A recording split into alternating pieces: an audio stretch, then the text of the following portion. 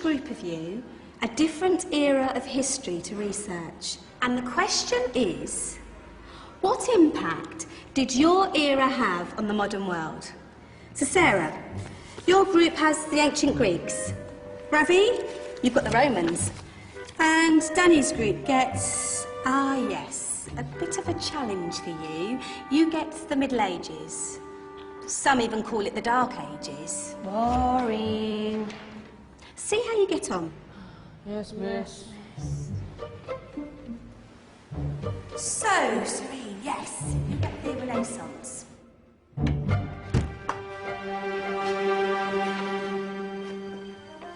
Is that the librarian? I guess so. How are the Dark Ages going to have anything to do with us? Excuse me. Sorry to bother you.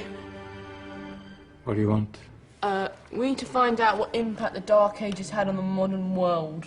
Never was a period of history so poorly named. Don't touch. It's priceless. And I suppose someone's been filling your head with the usual nonsense, eh? 1,000 wasted years. A black hole in history, am I right? Yeah, sort of. You see, it's always the same.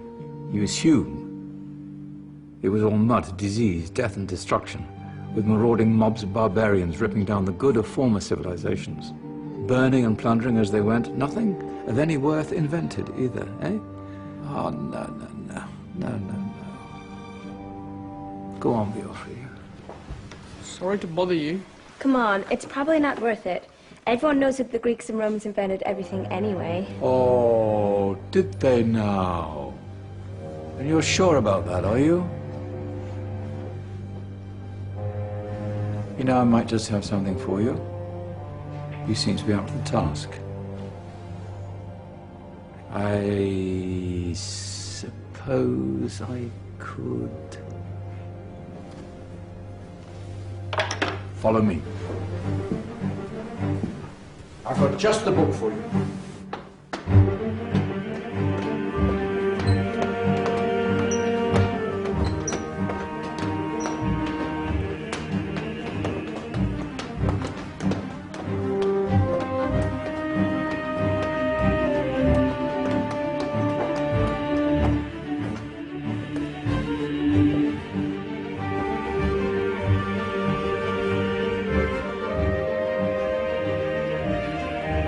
Where are we going? I don't know. Ask him.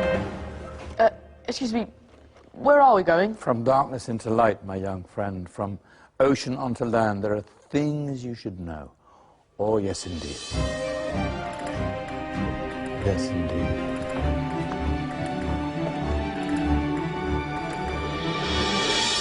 Now, I know I left it round here somewhere.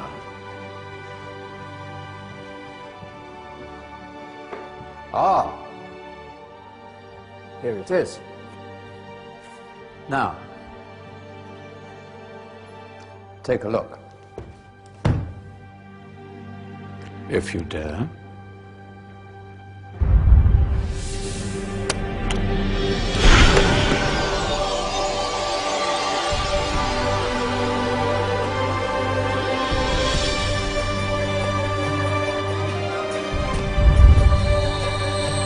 What's going on? Welcome to the Dark Ages, or as it should be known, the Golden Ages. Who are you? I am Al-Jazari, engineer and ingenious inventor. I thought you said this was the Dark Ages. It doesn't look very... dark. That's because it's all a matter of perspective, my soon-to-be illuminated friend. Of course, there are parts of the world that weren't dark at all, but in a civilization that stretched from Spain to China, the golden rays of discovery and invention shone over everything. What civilization?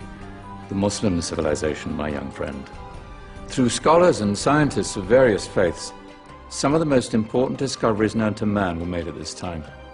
Discoveries that drew on knowledge of the ancients, but have more connections with your modern world than you could possibly ever imagine. Like what? Well, all sorts of things. I've got to get a picture of this. I knew it was a good idea. Who are you?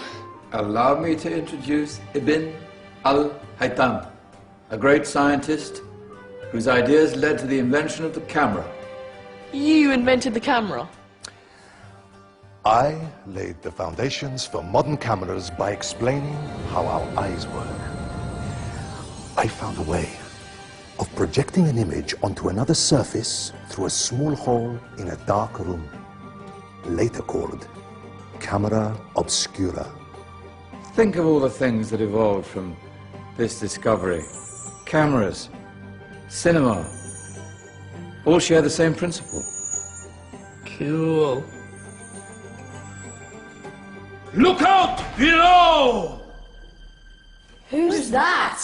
That's my good friend, Abbas ibn Farnas, who gazed up to the heavens, passionate in his belief that man could fly. Whoa. Indeed, he dared to dream about flying 1,000 years before the Wright brothers. Do you know you all take your jet-setting holidays for granted, so it only seems fair to remember Abbas ibn Farnas. Stand by. I'm ready for takeoff.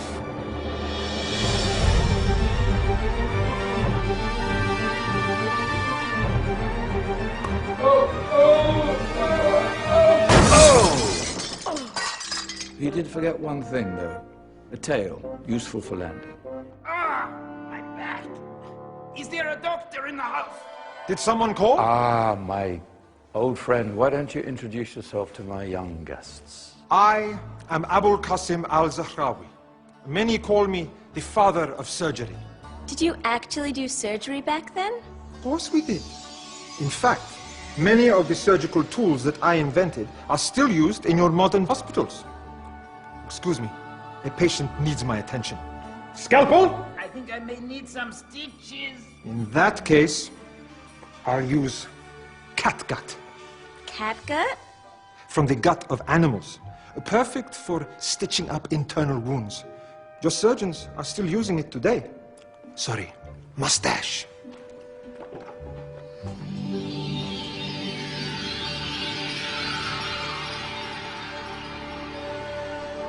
Who's she?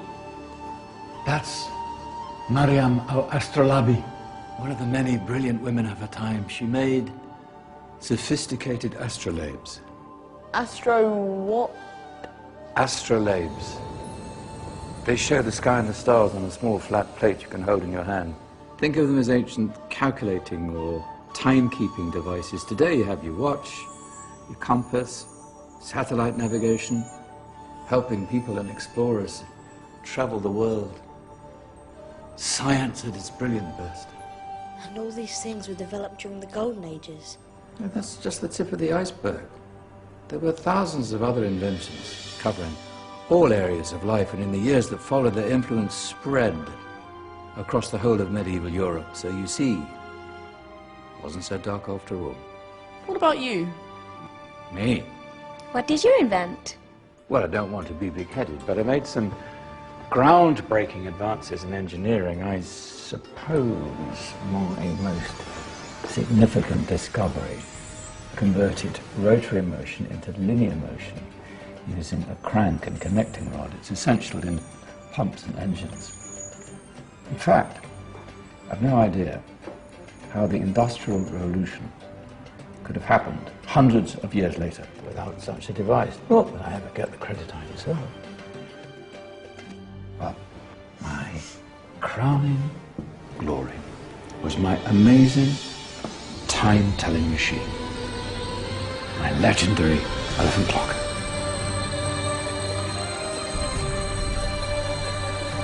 It's a clock. Yes. Dozens of components collected from different cultures around the world. Indian, Greek, Arabian, Egyptian, Chinese. Wow. A United Nations clock. That is pretty cool. Does it actually tell the time? Wow, yes, of course. If it wasn't for me, thousands of people would be late for everything. Speaking of time, we better get you back. And remember, spread the word. This is a golden age, and I've only shown you a tiny part of this wondrous time. There are countless other scientists and inventions directly connected to your modern world. You're just going to have to find out for yourselves. No, wait!